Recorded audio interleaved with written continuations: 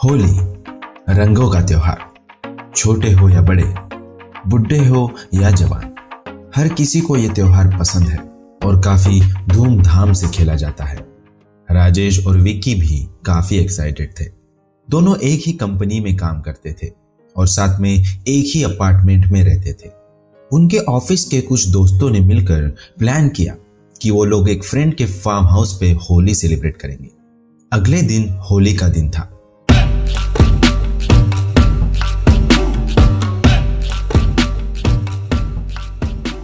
दोनों दोस्तों ने एक दूसरे को रंग लगाया और दोनों अपनी कार में बैठकर फार्म हाउस की ओर चल पड़े।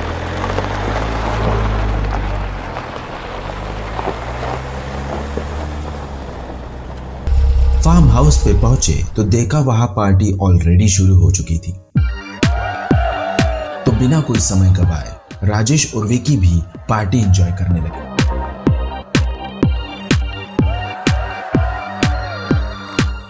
दिन से कब शाम हो गई उन्हें पता भी नहीं चला। धीरे धीरे लोग अपने घर की ओर निकल गए। बचे तो सिर्फ कुछ गिने चुने दोस्त। यार विक्की, राजेश ने कहा, चल यार घर चलते हैं, अंधेरा होने वाला है। विक्की ने शराब थोड़ी ज्यादा पी ली थी। बस 1 घंटा और यार, फिर चले जाएंगे, प्लीज बस 1 घंटा, विक्की ने नशे में कहा। राजेश ने भी सोचा कि इतने दिनों बाद वो लोग एंजॉय कर रहे हैं तो 1 घंटा रुक के फिर निकल जाएंगे। पर वो 1 घंटा कब 3 घंटे में बदल गया उन्हें पता भी नहीं चला। यार विक्की, राजेश ने गुस्से से कहा, भाई रात के 9 बज रहे हैं, हमें काफी दूर जाना है, बस कर अब, चल चुपचाप गाड़ी में बैठ। इतना कहकर उसने विक्की को गाड़ी में बिठाया और दोनों घर की ओर निकल गए। कुछ देर चले ही होंगे कि उनकी गाड़ी बंद पड़ गई। अरे यार, इसे भी अभी बंद होना था क्या? राजेश ने गुस्से से कहा। वो लोग सुनसान से रास्ते पे थे और शहर अभी भी 8-10 किलोमीटर दूर था। उन्होंने काफी कोशिश की पर उनकी गाड़ी चालू नहीं हुई। राजेश ने फोन चेक किया तो उनके फोन में नेटवर्क भी नहीं था। उन्होंने डिसाइड किया कि इतनी रात को यहां गाड़ी में रुकना सेफ नहीं है, तो वो लोग पैदल ही चलने लगे। कुछ आती जाती गाड़ियों से उन्होंने लिफ्ट मांगनी चाहिए पर कोई नहीं रुका। कुछ देर चल के वो दोनों थक चुके थे। उन्होंने देखा कि सामने एक पुराना खंडर पड़ा घर था। तो दोनों ने डिसाइड किया कि वो लोग आज रात यहीं रुककर रात गुजारेंगे। उस घर के आसपास बड़ी बड़ी घास थी और फ्रंट डोर पूरी तरह से सड़ चुका था। वो दोनों एक कमरे में गए और वही जमीन पे लेट गए। कुछ देर बाद ही दोनों को नींद भी आ गई। आधी रात को राजेश की आंख अचानक से खुली।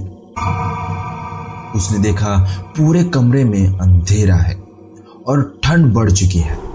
अचानक उसने आवाज सुनी। वो आवाज ऐसी थी जैसे किसी ने सीटी बजाई हो। तभी उसने नोटिस किया कि विकी एक दीवार की ओर मुंह करके खड़ा है और वो सीटी की आवाज सुन रहा है। उसके चेहरे पे एक अजीब सी मुस्कुराहट थी। वो धीरे धीरे उस आवाज के पीछे जाने लगा। सीटी की आवाज धीरे धीरे बढ़ने लगी। राजेश चाह के भी उसके दोस्त को आवाज नहीं लगा पा रहा था। वो चाहता था कि उसे रोक ले, पर चाह के भी उसके गले से आवाज नहीं निकल पाई और देखते ही देखते विकी अंधेरे में गुम हो गया। पूरे घर में मानो सन्नाटा सा छा गया। फुटस्टेप्स की आवाज भी बंद हो चुकी थी।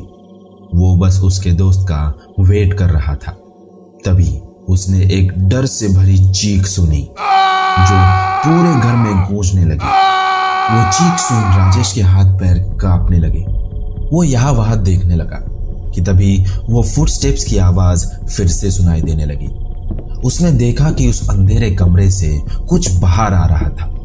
उसने देखा कि वो हाथ उसके फ्रेंड विकी का ही है। वो धीरे धीरे पास आ रहा था।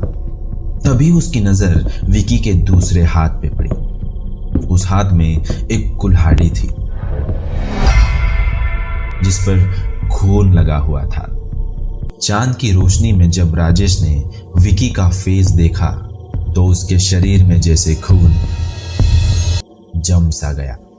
उसकी सांसें मानो रुकने का नाम नहीं ले रही थी। विकी के सर पे एक गहरी चोट लगी थी और उसके पूरे चेहरे पे खून ही खून था। उसका स्कल जैसे 2 हिस्सों में कट गया हो। राजेश ने अपनी सारी हिम्मत जुटाई और भागते हुए उस घर से बाहर आया। वो बस अंधेरे में भागता रहा, उस घर से जितना दूर हो सके उतना। वो बस भागे जा रहा था। उसे बार बार ऐसा लग रहा था कि उसके पीछे उसका दोस्त वो खून से लथपथ कुल्हाड़ी लेके उसका पीछा कर रहा है।